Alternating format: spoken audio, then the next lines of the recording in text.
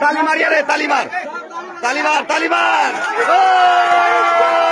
ये जो प्रेम विवाह आप देख रहे हैं, जहां एक लड़का रात्रि में अपनी प्रेमिका से मिलने के लिए आते हैं, प्रेमिका से जब वो मिलन कर रहे थे उसी दरमियान उन्हें दबोच लिया गया है। देखिए उसके बाद क्या स्थिति बनी है।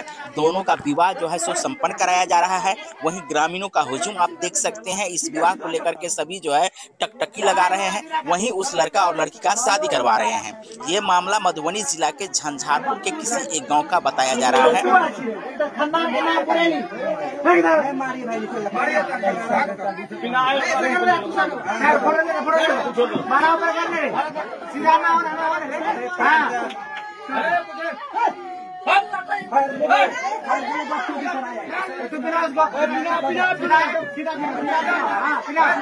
ताली मारिए रे, ताली मार, ताली मार, ताली मार।